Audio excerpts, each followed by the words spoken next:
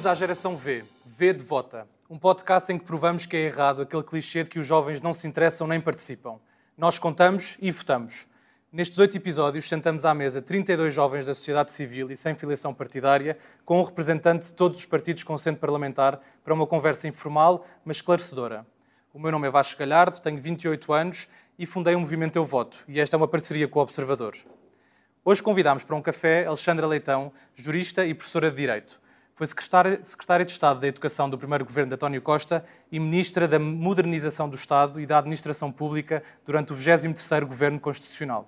É atualmente deputada à Assembleia da República e a cabeça de lista por Santarém às eleições legislativas de 10 de março. Olá, Alexandra, e obrigado por estar aqui connosco. Olá, boa tarde, obrigada. E comigo estão Joana Gama Gomes, 27 anos, vem de Coimbra e é jurista e assistente convidada na Faculdade de Direito da Universidade de Lisboa. É também doutoranda em Direito Internacional e Europeu e moderadora do podcast Eurotopia da Rede Público. Depois temos Francisco Granja, 29 anos, de Sintra e é advogado.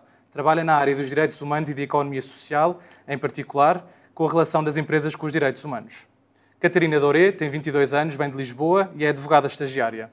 E, por fim, temos Eduardo Pinto, 25 anos, natural de Braga e é analista de negócios. Formado em Gestão e Ciência de Dados, é pós-graduado em Internacionalização de Negócios e está atualmente ligado ao mundo das startups. Foi membro da European Youth Capitals Network e representou várias vezes Braga na Europa no que toca a políticas da juventude. Começamos então aqui pelo Eduardo, que faz a primeira pergunta. Olá, Alexandra, tudo bem? Olá. Sim, a minha primeira pergunta é bastante simples e vem do facto de, nas últimas semanas, encontrei-me, as legislativas estão na mesa sempre, e nos meus almoços e jantares com várias pessoas havia sempre quem é que se posicionava mais à esquerda, mais à direita, e reparei que muita gente não sabia bem o que era a esquerda e a direita e que havia uma parte em que, na verdade, um bocado a sensação que as pessoas não percebiam muito de política. E a lógica desta pergunta é muito. Se me pudesse dizer ou justificar, eu sei que o PS se é muito dentro da centro-esquerda, ou está dentro do espectro político no centro-esquerda, o que é que isso significa na esquerda e na direita, como se tivesse a explicar uma pessoa de 12 anos, para toda a gente entender primeiro, e existe enraizado também um mito urbano em que a esquerda defende os mais pobres e a direita defende os ricos.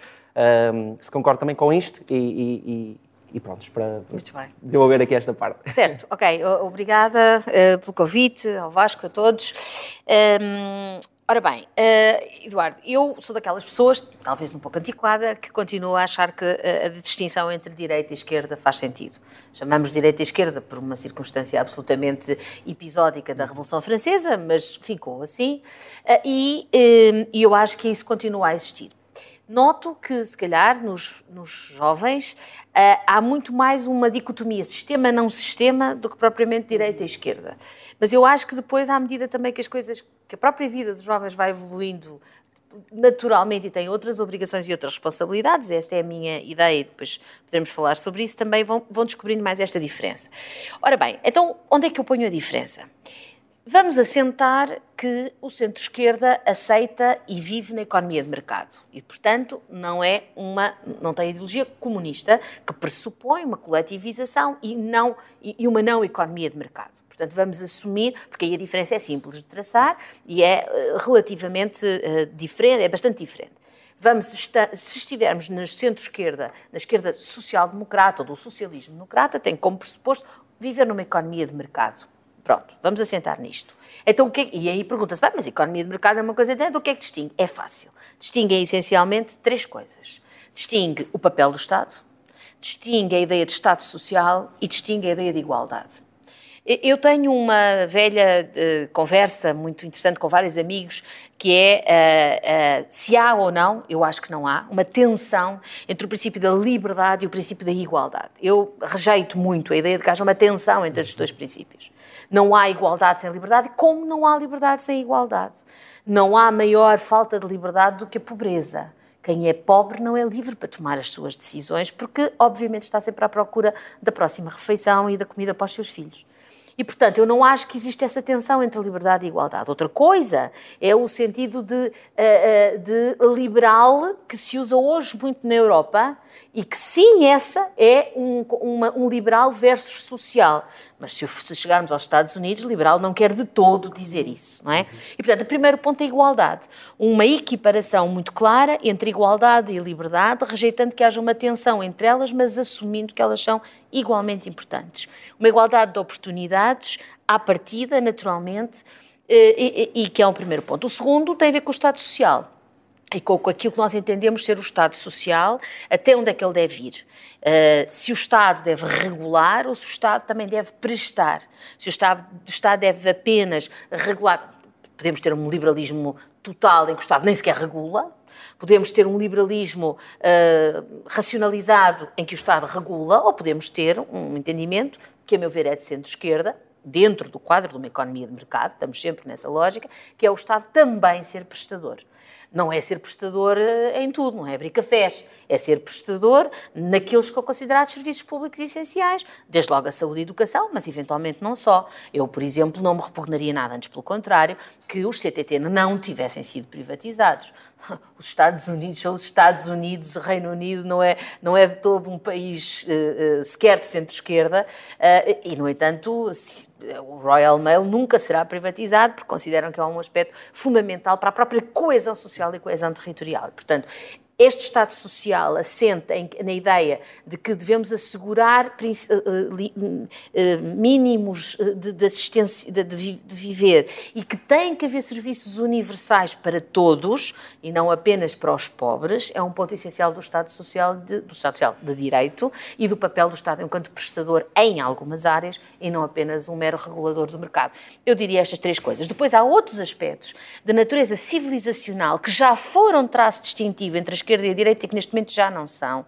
Isto porque são relativamente a algum tipo de direita, não são relativamente a toda a direita. Os direitos, a igualdade de direitos entre homens e mulheres, os direitos das pessoas em função da sua orientação sexual, os direitos dos imigrantes, os direitos a nível da não discriminação étnico-racial, etc, etc. Estes valores que eram, acho que não estou a dizer nada que, enfim, alguns poderão discordar, mas que eram essencialmente valores da esquerda. Se olharmos para Portugal, quando começámos a lutar por estes valores civilizacionais, foi essencialmente a esquerda que o fez, mas que hoje já não são tanto assim clivagem. Nós olhamos para a iniciativa liberal e desta perspectiva tem uma visão aberta. Se olharmos para outros partidos de direita mais conservadora e mais autoritária, pois naturalmente que já não é bem assim. Em todo caso, para mim são valores civilizacionais muito importantes e já agora não quero fazer disto uma coisa panfletária, pelo contrário, estamos a discutir num plano mais elevado, mas uma das coisas que me faz muito medo nesta eleição é exatamente se puder vir a haver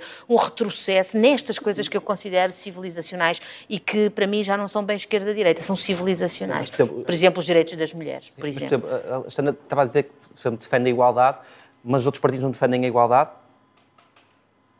Vamos ver. Se falarmos da igualdade, dois planos. Na igualdade, naquela acessão de não discriminação que a Constituição da República Portuguesa tem no artigo 13, em função do género ou do sexo, da etnia, da raça, da orientação sexual, digo-lhe já que não. Neste momento, em todos os partidos do espectro com assento parlamentar em Portugal defendem esta igualdade. Digo-lhe já que não, sem problema nenhum, porque é evidente que não. Quando se defende que volta a haver o conceito de pai de família, quando se defende que volta a haver funções de homem e de mulher, quando se defende que as pessoas sejam tratadas diferentemente em função de aspectos étnicos, que sejam forçadas a converter-se a uma determinada religião para poder viver em Portugal, etc, etc, eu digo-lhe já que não. Por isso é que há alguém, hoje em dia, há um partido no espectro partidário que se rege por regras totalmente diferentes dos outros todos. Totalmente diferentes dos outros todos. E é essa igualdade. Eu sei que me estava a perguntar a outra igualdade. Estava a falar da igualdade social. Mas é que hoje... Mas eu comecei-lhe pela outra por outra razão. Porque eu já achei mais que esta outra igualdade estava garantida. Certo. E hoje tenho medo que não esteja. Por isso Sim. é que é importante falarmos dela. É muito importante falar dela porque ela, de facto, a meu ver, está mais em perigo. E nem é só com Portugal. Se o Trump ganhar eleições nos Estados Unidos da América, se não está mesmo posta em causa. Ou pode vir a estar posta em causa. De retrocessos nos direitos reprodutivos sexuais femininos, etc, etc. E, portanto, essa igualdade, que não é só de esquerda, não estou a dizer isso, sim, sim. mas que a ameaça a ela vem essencialmente de alguma direita, é uma dimensão. Depois há a dimensão da igualdade social.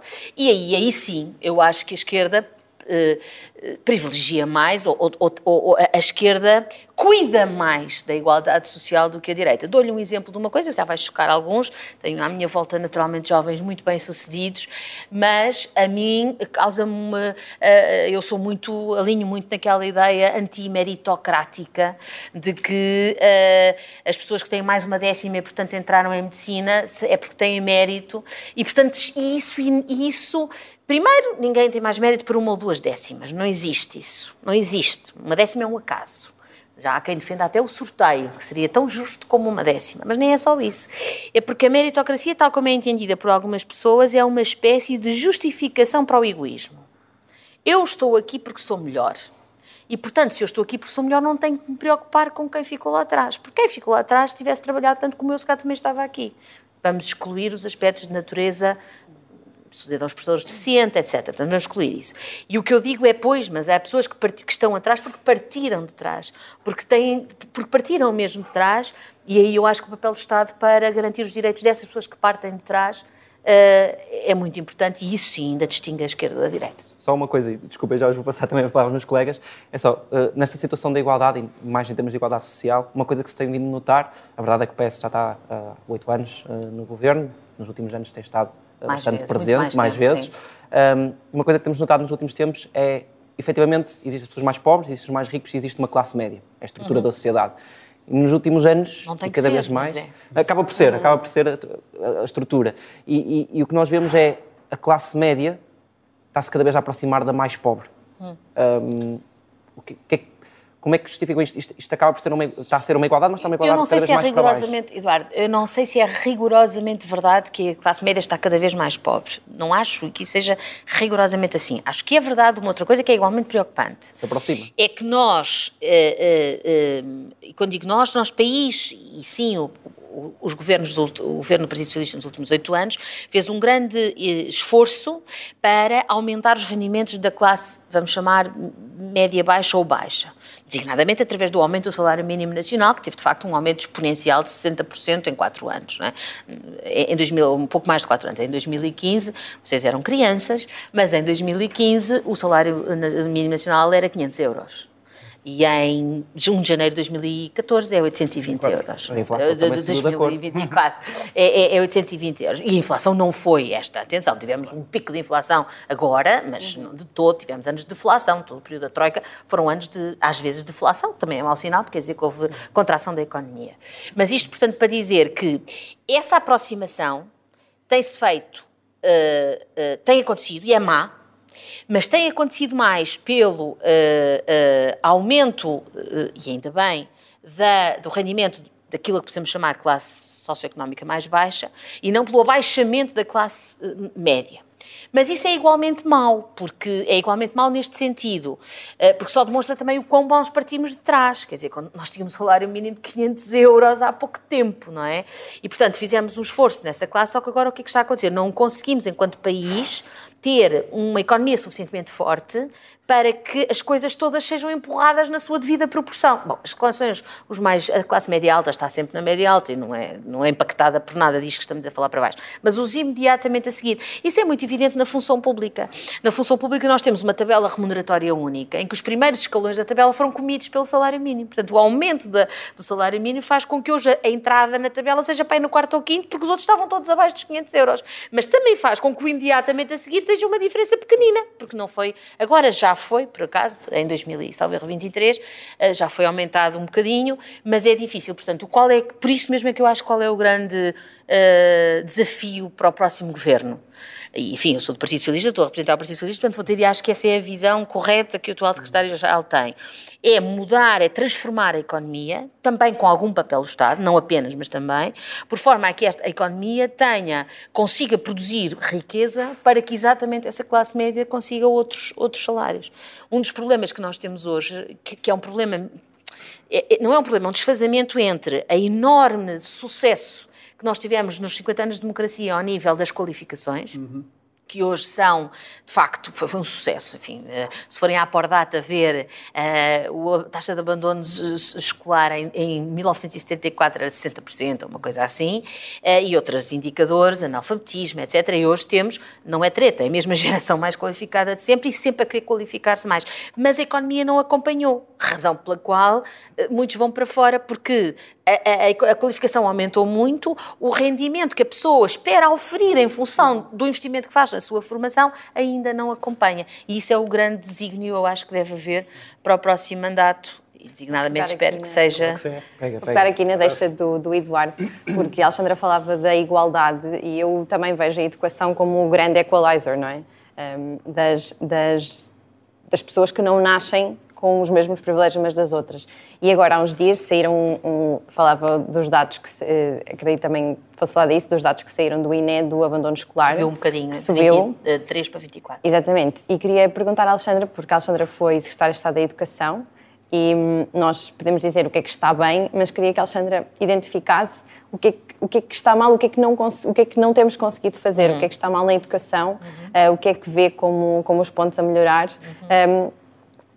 E o ponto que também falava da fuga de cérebros, também gostava um bocadinho de ouvir o que é que tem a dizer sobre isso. Ora bem, eu acho que esta ligeira subida do abandono escolar precoce que saiu agora em 24, só assim, vamos ver como é que é em 25, mas só assim, ou em 25 ou nos próximos trimestres, mas só assim eu não quero tirar-lhe valor, mas é ainda uma coisa que não podemos tirar grandes ilações.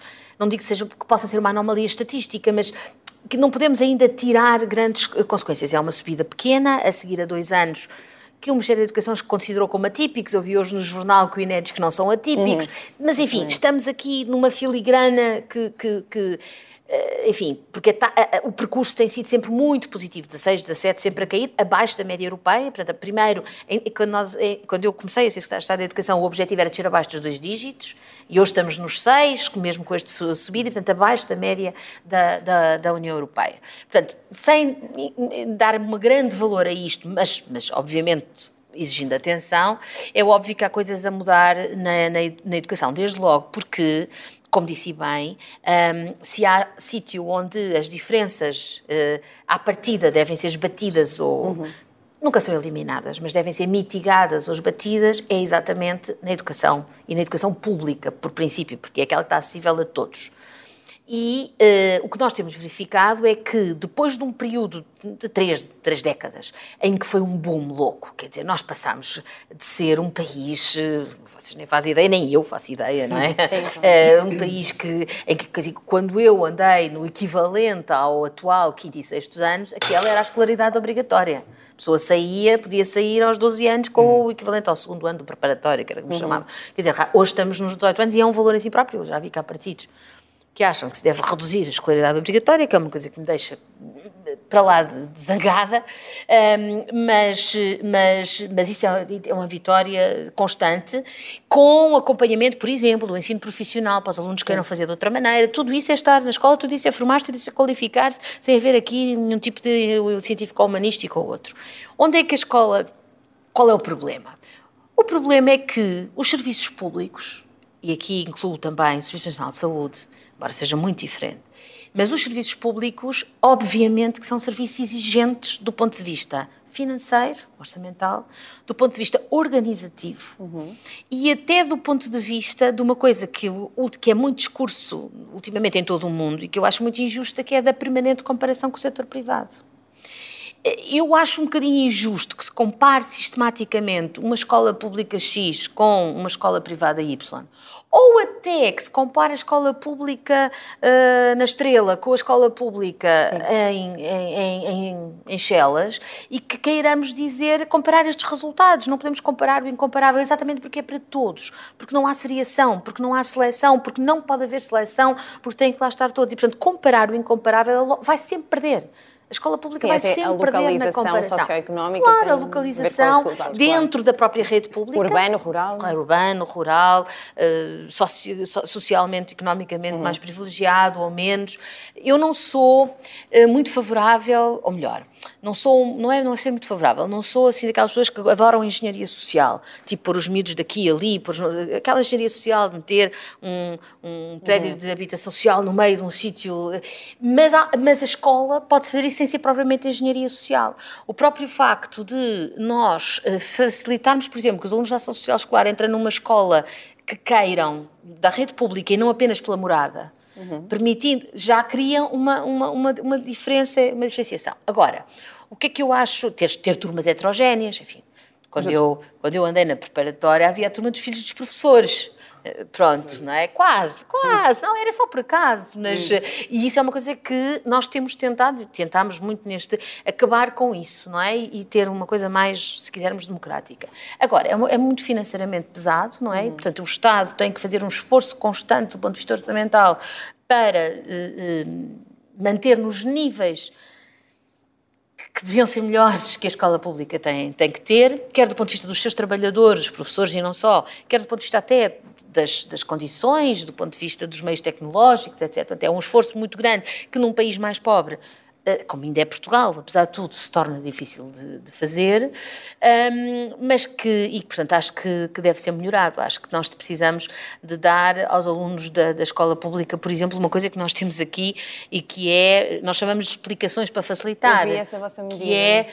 Como é que nós chegámos aqui? Bom, hoje em dia toda a gente sabe que no 11º e 12º anos de quem tem matemática só consegue ter uma nota que permite entrar numa universidade, quer se tiver explicações. Ok, mas logo aí temos um problema social grave, nem toda a gente pode pagar explicações. Ok, se a escola providenciasse isso, coisa que é muito difícil de fazer, porque temos falta de professores neste momento, mas se de alguma forma providenciasse isso, uma espécie de atendimento personalizado aos alunos que mais precisam e que não o podem pagar fora. Portanto, há muitas ideias para mexer. Agora, é verdade que é pesado do ponto de vista orçamental, mas que vale a pena, não é? É nisto e no SNS que vale a pena. Mas aí é o dinheiro que tem que ser mais bem gerido, o que já existe hoje, ou basta um aumento da... As duas coisas. Sou-lhe mesmo franca, é como no SNS, as duas coisas. Se me disserem assim... Basta aumentar o dinheiro? Não. Se disserem assim, não é um problema de dinheiro, é só de gestão? Não, nem uma coisa nem outra. É provavelmente as duas coisas. Nesse sentido, é isso. Basta olhar, deixa-me só dizer, basta olhar para o que é gasto em escola pública e em saúde pública com a média da OCDE. Estamos abaixo sempre da média da OCDE. Portanto, sim, há um problema gestionário, mas não é apenas um problema gestionário. Mas descentralizar a gestão das escolas não as faria mais competitivas? A gestão das escolas, do ponto de vista de tudo aquilo que não é curricular, já está feita no processo de descentralização. Os equipamentos, os recursos humanos que não sejam professores, as atividades extracurriculares, tudo aquilo que não é... O que é curricular e a colocação de professores e a gestão dos professores continua a ser centralizado. Se me perguntar, então, mas não podíamos ter uma solução em que se fazia uma descentralização da colocação de professores? E aí, não para a autarquia, mas para o próprio agrupamento de escolas, não poderia ser algo a ver, como a contratação de escola? Sim, podia ser um caminho a ver, tem que ser muito bem feito, se não queria, é uma gestão muito difícil. Os professores não adoram particularmente, porque isso cria depois... temem um certo compadrio com o diretor A ou B, mas para criar projetos de escola diferenciados poderia ser, numa parcela, poderia ser uma coisa interessante a ver, naturalmente em negociação com os sindicatos. Pegando aqui no tema dos professores, porque pelo menos a minha percepção ao longo destes últimos anos de governação foi um tema, um dos mais difíceis para os governos de António Costa, a relação com os professores. E no programa do PS tem a medida que cito, iniciar as negociações com os representantes dos professores com vista à recuperação do tempo de serviço de forma faseada. E, no fundo, o que eu gostava de perguntar era porquê agora, o que é que mudou, porquê é que foi um tema tão difícil de conceder ao longo dos últimos anos e agora faz parte do programa. Uma breve explicação quanto a isso. Nós tivemos as carreiras congeladas durante o período da Troika e não estou a culpar ninguém, até foi algo que começou ainda no último governo do PS antes da Troika, portanto, naquela altura tinha que ser. O que não podia era ficar permanente, não é? Pronto. E o congelamento das progressões, não é? Não só dos valores dos salários, mas das progressões, opera diferentemente nas diferentes carreiras da administração pública. Porque há carreiras que são essencialmente fundadas em pontos e os pontos continuaram a ser atribuídos e quando não foram ficcionados para trás, retroativamente, e há carreiras, como é o caso da docente não universitária, que é essencialmente fundada no tempo, ou seja, eles não gostam que se diga assim, porque na verdade também têm avaliações, mas é essência, por isso é que eu não digo, é apenas fundada no tempo, mas é essencialmente fundada no tempo, e com os escalões, aliás, de duração mais curta do que os escalões da administração pública das carreiras gerais. O que significa que o congelamento teve um efeito mais pernicioso sobre estas carreiras do que sobre outras. Daí que só se ouça falar praticamente da recuperação de tempo dos professores e não de outras carreiras. Quando a questão rebentou, e devo dizer uma pequena história, isto rebentou, digo-lhes exatamente, no orçamento de 18, portanto a questão começa a colocar-se em novembro de 17, quando está a preparar o orçamento para 18, porque é o orçamento que faz o descongelamento. E diz, a partir de 1 de janeiro de 2018, são descongeladas as carreiras, contando-se um ponto aos que não tiveram pontos. E muita gente tinha, até dentro do governo, aquela perplexidade que era, mas então, agora que descongelámos é que rebenta este inferno todo, antes estava toda a gente mais ou menos calada. É normal, no congelamento somos todos iguais, no descongelamento é que vêm à frente as diferenças, não é? Quando está tudo congelado, está tudo congelado. Bem, e portanto, isso surgiu. Na altura, era eu secretária de Estado, aprovou-se um diploma em 2019, portanto andou-se ali muito tempo a negociar, que deu uma parte, portanto, que repôs uma parte da fase do congelamento. Do congelamento, 2 anos, quase 3 anos. E depois considerou-se que, por razões várias, que não haveria condições para contar. Depois também houve 2 anos de pandemia que não contam para nada, no sentido em que ficou tudo congelado. Pronto, e agora isso está a ter muito impacto, para ser inteiramente franca, no funcionamento das escolas. E tudo visto, seja o direito à expectativa da carreira, seja as condições orçamentais que hoje temos e que não tínhamos antes, seja o impacto que isso tem no próprio Serviço Público de Educação, entendemos que era uma altura correta para o fazer. Bem, passar agora a palavra ao Francisco para outro tema. Obrigado. Agora, voltando um bocadinho ao princípio da conversa, porque estava maravilhosa, e eu concordo absolutamente. Eu acho que nunca pensei em dizer isto, mas de facto é preciso voltar a conversar sobre os direitos fundamentais que temos, porque de facto existem forças políticas hoje em dia com assento parlamentar, que tudo aponta que crescerá, que começam a pôr em causa coisas que a nossa geração toma como garantida. Toma como garantida. E é uma coisa que eu acho particularmente importante no voto, e estamos a conversar hoje, é porque a nossa geração tem de se mexer. Porque de repente coisas que nós nascemos com tudo dado, já nada está dado, porque está a ser posto em causa. E é engraçado porque, voltando aqui à ponta do Eduardo sobre a esquerda e a direita, só as pessoas de direita que acham que acabou a esquerda e a direita. Ou seja, nunca ouvi alguém de esquerda... É mais a direita que acha que isso é sempre a direita que acha que a esquerda e a direita acabaram. Verdade. Nunca ouvi ninguém de esquerda dizer sim, as diferenças estão a começar a ficar terríveis. Não. São sempre as pessoas de direita que perguntam se a direita e a esquerda estão a acabar. É verdade. Até porque nos últimos tempos viu-se como é que se votou relativamente, por exemplo, nos direitos das minorias sexuais, que falámos já relativamente à criminalização das terapias de conversão. Vimos como é que foram os votos. Portanto, mesmo que a discussão da igualdade formal esteja mais ou menos garantida, a igualdade substancial ou aquela nova onda de igualdade transformativa, não é? Esse é um bom exemplo. O diploma das terapias de conversão é um bom exemplo. É um bom exemplo, porque seria algo que se diria, isso foi por unanimidade contra. Claro. Pois não foi. Pois não foi. E de repente, até as forças de centro-direita, que se calhar teriam aqui uma oportunidade, a meu ver, já estou a se calhar a dar mais a minha opinião, que até as forças de centro-direita que teriam a oportunidade de demonstrar realmente isto é uma matéria humanista, civilizacional, em que o centro-direita está alinhado com o resto da democracia estruturada, também não. Portanto... Nós temos, eu não sei se é verdade, aos presentes, certo, mas a sensação que eu tenho, e convivo com, além das jovens lá de casa, que são um bocadinho mais novas, mas já grandes, além das jovens lá de casa, e por via delas outros jovens e outros, enfim, dando aulas, tem-se sempre, mesmo que seja a um nível etário um bocadinho mais elevado, tem-se sempre mais essa noção. A sensação que eu tenho é que ou porque tomam como garantido, e portanto não consideram que é um assunto a ter em conta, não é? Ou porque são mesmo mais conservadores. Eu tenho um bocadinho essa sensação, são mesmo um bocadinho mais conservadores. Dá a ideia... Eu vou-vos dizer isto, que assim, eu diria que haver um partido que abertamente aceita, mesmo que não o diga nestes termos, certo, mas nós temos que ser inteligentes e olhar para lá, ninguém vai escrever assim, claro, a mulher é inferior. Não há nenhum partido, nem mesmo aquele, que escreva uma coisa destas. Até porque mas nós seria legal na lei dos partidos. Exatamente, seria, exatamente. Agora, nós temos que ler nas entrelinhas, não é? Ou até nas linhas, temos que perceber que se há alguém que diz que há trabalhos de mulher e trabalhos de homem, Como é que ou estava que há no uma universo? função normal na família para homens e mulheres, que isso depois tem toda uma consequência. Portanto, ao nível das mulheres, eu sou bastante sensível ao argumento das mulheres, porque há 3 ou 4 coisas que para mim são... Há uma, desde logo, para mim é um direito feminino.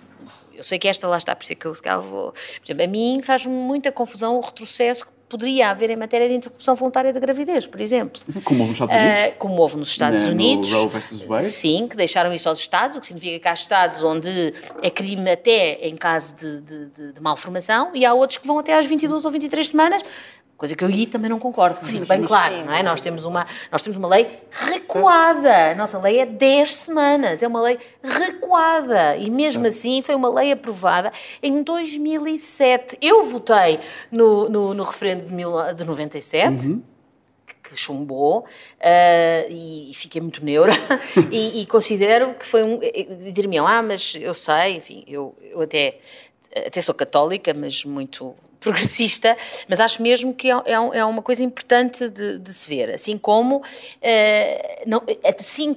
lá está, nós temos que olhar para a lei e para a implementação da lei. E hoje a lei da IVG, por exemplo, não está a ser cumprida em alguns sítios do nosso país. Nos Açores não se faz IVG. Certo. Não há médicos, estão todos objetores de E consciência. mais uma vez é uma questão de classe também. Porque... E recordo-vos uma coisa, não estou aqui a discutir partidos, estou a discutir política, mas recordo-vos uma coisa. Quando o governo Passos Coelho, Paulo Portas, PAF, ganhou as eleições em 2011, uma das primeiras leis a aprovar foi uma lei que não recriminalizou, porque isso eu penso que não há estrutura para isso, mas que incluiu uma série de traves, como por exemplo, obrigar, muito pior que isso, obrigar as pessoas a ver ecografias do feto a mexer, como obrigar a 2 ou 3 dias de ir vai para casa pensar no que estás a fazer, como coisas deste género, que é uma revitimização de uma mulher que, obviamente, se está a fazer aquilo, não está a fazer dano leve, eu não concebo que esteja. Portanto, isto para falar da IVG, como podia falar de outras coisas. Portanto, sim, neste momento, eu acho mesmo que não só estas eleições vão ser eleições muito ideológicas, do ponto de vista do Estado Social, etc., mas que é aquilo que eu aceito discutir. Eu aceito discutir tudo. Mas que eu aceito discutir. Há quem ache que é o cheque ensina, há quem ache que é a escola pública, ok, eu tenho uma veemente posição, mas percebo que se discuta. Agora, se me vierem dizer que um homossexual é um doente, ou que uma mulher é inferior, ou que... São as salvaguardas mínimas da nossa democracia. Aí não dá.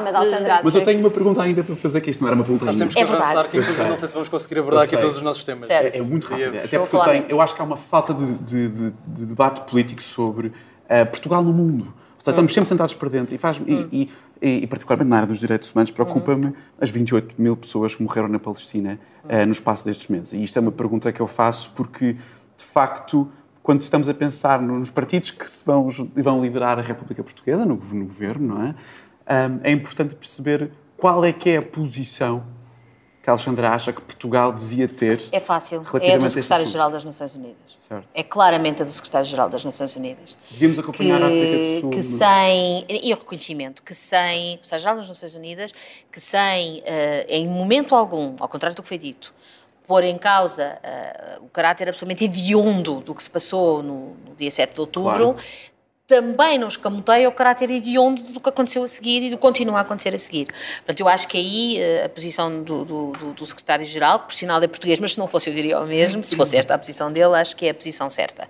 E acho que era a altura de intervir. Assim como acho que há o risco sério de se o Trump ganhar as eleições nos Estados Unidos, os ucranianos serem deixados à sua sorte. Também acho que há esse risco sério. Eu tenho uma pergunta relacionada também com este tema, porque acho que se colocaria um tema difícil se viesse a acontecer. Imaginando um cenário em que o PS ganha as eleições, mas minoritariamente, e faz uma nova coligação à esquerda, e até tenho a ideia de que Pedro Nuno Santos foi um dos grandes negociadores da geringonça, e portanto ele conseguiria negociar certamente outra vez. Sim.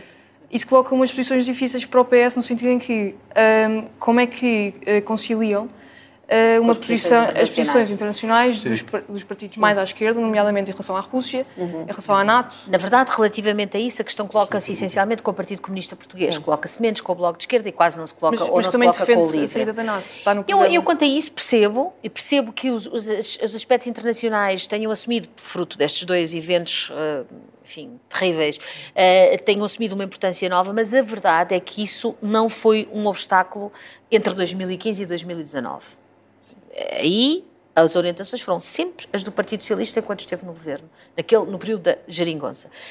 Seja em matéria da União Europeia, enfim, eu acho que em matéria da União Europeia, sem estar novamente aqui com partidos, o Partido Socialista tem pergaminhos em matéria da União Europeia, foi Mário Soares que pediu a adesão, quer dizer, é um partido profundamente europeísta, o Partido Socialista. E, portanto, isto para dizer o quê? Em matéria de internacional, no período da geringonça, que aliás foi estável, durou os 4 anos, esperemos que haja, que teremos os tais ciclos curtos que aí vêm, as questões de direito internacional foram aquelas de quem mandava no governo, que era o Partido Socialista, e que são as conhecidas. Explotou a guerra da Ucrânia, por acaso foi uma coincidência. Mas se isso continuar a não ser matéria de acordo, continuará a ser a linha do Partido Socialista e será a linha do Partido Socialista que, sendo governo, prevalecerá. E acha que devia ser matéria de acordo?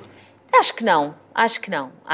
Livre é dizer, se forem para o governo é uma coisa, mas se for um acordo parlamentar, um acordo de incidência parlamentar para viabilizar vários aspectos, acho que não tem que ser matéria de acordo. Joana? Só para pegar aqui numa coisa que a Alexandra disse, se calhar uma pergunta mais provocatória, mas estava a dizer que neste caso concreto, por exemplo, a agenda dos outros partidos de esquerda não tenderia a contaminar a agenda do PS. Falámos de direito internacional, não é? Direito internacional. Sim.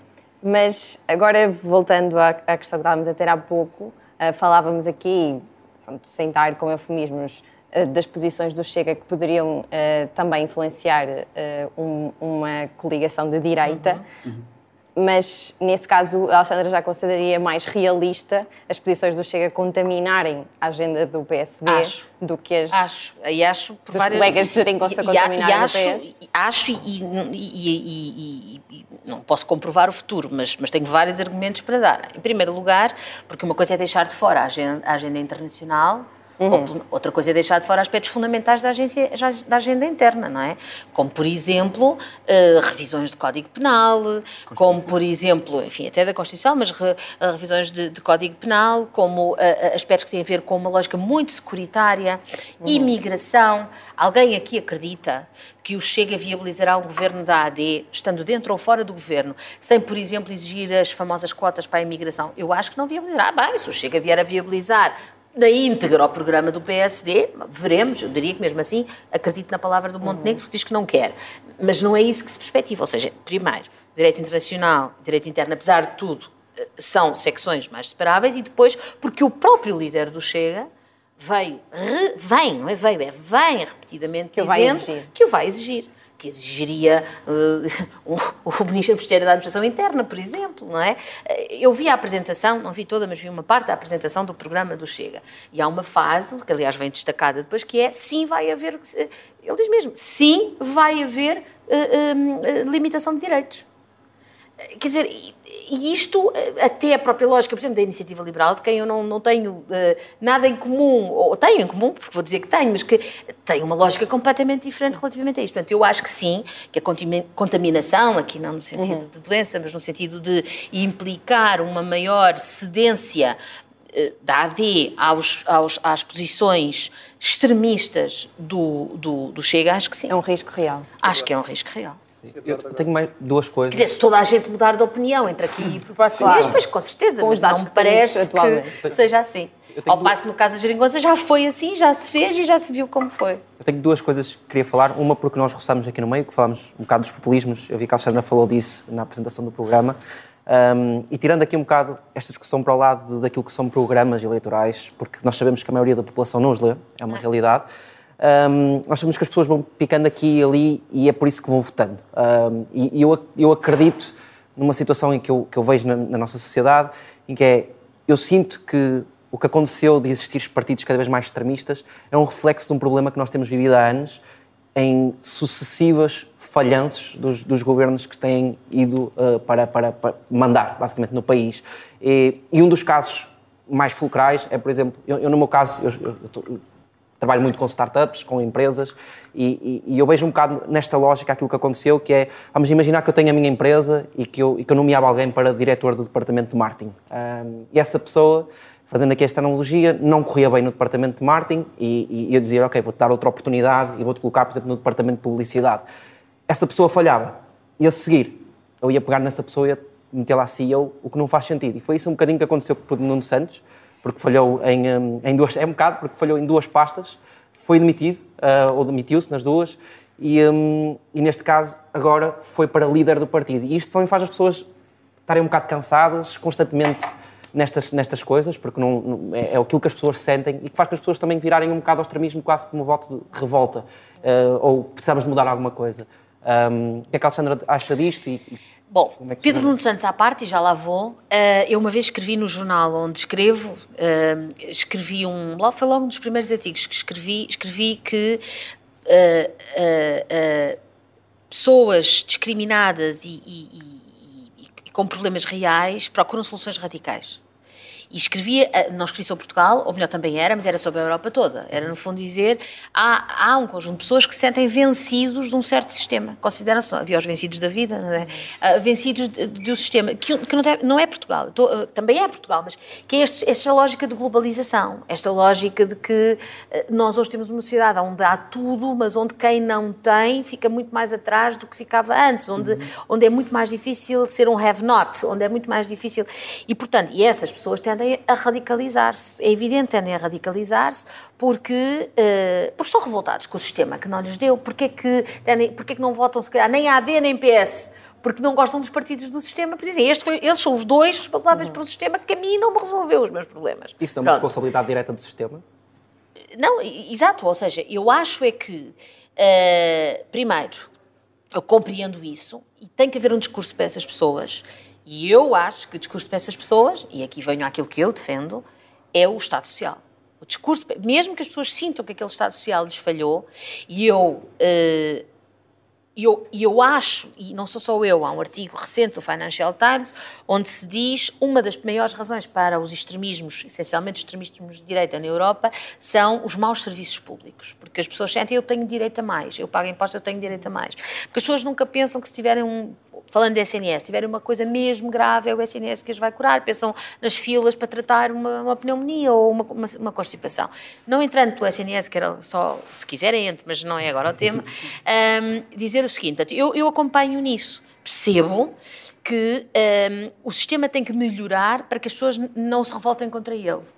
Embora eu também ache que, compreendendo essas pessoas, também acho que a solução tem que estar dentro do sistema, não é radicalizar, queremos que é uma ditadura para resolver o problema, pronto. Portanto, compreendo o que diz, acho que os partidos, vamos dizer assim, do sistema têm que ter uma conversa e medidas para essas pessoas. Quanto ao que disse relativamente ao atual secretário-geral do Partido Socialista, bom, em primeiro lugar, eu teria que concordar consigo quanto ao falhanço, não é? E aí, eu creio que se referia à TAP, creio que se referia à habitação, é isto? Tem duas pastas. Pronto, creio que se referia a estes dois. Eu, genuinamente, na TAP não acho que tenha havido falhanço. Genuinamente, não é a bem da discussão, genuinamente não acho. Porque ou bem que nós achamos que o importante são os faits divers, por mais que seja de facto isso que às vezes marca a história, ou achamos que são os resultados. E os resultados existem. É uma empresa que vai a caminho de estar saneada financeiramente. Claro que se pode dizer, porque é que se pôs 3 mil milhões na TAP? Eu, quando se pergunta isto, a minha pergunta que eu faço, que eu respondo sempre, e já coloquei várias vezes, é o que é que faziam? Em plena pandemia, em que eu se punha aquele dinheiro ou a TAP falia, o que é que, por exemplo, o PSD fazia? Deixava ir a TAP ao chão? A TAP representa facilmente 10 mil empregos. Representa muito mais do que isso em compras, em divisas, em muita coisa. Portanto, eu genuinamente acho que até do ponto de vista económico foi uma boa decisão. Somos um país periférico, somos um país que precisa de um sistema, um país que se não tiver um hub cá, vamos apanhar os aviões a Madrid, não tenham dúvida, e ficamos dependentes das companhias low cost, e dizer, há quem confie tanto no mercado, diz, não, desaparece a TAP, veio o mercado quando lhe convier. Mas há países que não têm... Certo, mas se calhar são países do centro da Europa, ou se calhar, não é? É muito diferente. Mas não é só no centro da Europa, em todo o mundo existe países que não têm... Não existem assim tanto... O quê? Que não têm pública, que não têm inteiramente pública, mas tem uma companhia de bandeira. Tem uma companhia de bandeira. Diretas. Vamos lá ver. A British Airways, creio que neste momento é maioritariamente privada, mas a British Airways tem uma rede de como é que se diz, de rotas que só por si subsiste. Tudo passa, basta dizer que tudo o que é para a América passa por lá. Há depois aspectos de natureza de estratégica que eu não domino, mas que vou sabendo. Se nós privatizarmos, se nós deixássemos cair a TAP, perdíamos todos os slots, todas as rotas. E as rotas para o Brasil são caríssimas, são valiosíssimas. Há razões financeiras para ter tomado aquela decisão. Foi uma decisão difícil de tomar, foi uma decisão que precisou de coragem e que deu bons resultados. Portanto, eu não acho que sejam falhanços. Quanto à outra questão da habitação, dizer o seguinte: a habitação nunca foi matéria de serviço público. Quantos de nós aqui alguma vez pensaram na habitação como um serviço público? Sempre vimos como um bem de mercado. Foi preciso que o mercado falhasse na habitação para que se dissesse, é melhor pôr o Estado nisto. E isso aconteceu há 4 anos. Aconteceu há 4 anos. E, portanto, é normal que demore a dar resultados. Porque construir um prédio demora, porque ter dinheiro público para construir demora, é sempre possível acelerar, é sempre possível fazer melhor, mas, na verdade, é preciso também perceber que, repito, até há 4 ou 5 anos atrás, a habitação era um bem do mercado. E hoje, acho que estamos todos de acordo que se deixarmos isso ao mercado, vamos todos viver, ou muitos de nós irão viver para a periferia. Portanto, são 2 áreas muito difíceis, de muito longo prazo, onde os resultados só se dão a muito longo prazo e, portanto, eu não vejo como falhanços. A saída do governo, e falo em abstrato, pode ter muitas razões. Pode ter razões de natureza política, que não têm nada a ver com falhanços de natureza técnica, ou por achar que não tinha condições, ou por achar que já não tinha a confiança da maior parte dos outros membros. Enfim, há muitas razões. E, portanto, o que eu posso dizer quanto a isso é que acho que não se verificou o exemplo que deu, do corre mal aqui, corre mal e chuto para cima. Acho que não. E não esquecer que isto é um cargo eletivo, é um cargo para o qual as pessoas são eleitas e devem ser, e logo aí têm uma legitimidade democrática óbvia. Portanto, francamente, não vejo as coisas assim. Seria estranho se visse, não é? Tendo em conta a posição em que me encontro, mas genuinamente não vejo as coisas assim. Infelizmente o nosso tempo acabou, tenho muita pena porque nós tínhamos aqui muitas outras perguntas para fazer, mas quer dizer que a conversa estava boa. Agradecer à Alexandra, à Joana, à Catarina, ao Eduardo e ao Francisco. Esta é a Geração V, Geração Voto. Eu sou o Vasco Calhardo e esta é uma parceria Eu Voto Observador. E não te esqueças, dia 10 de março não deixes que escolham por ti.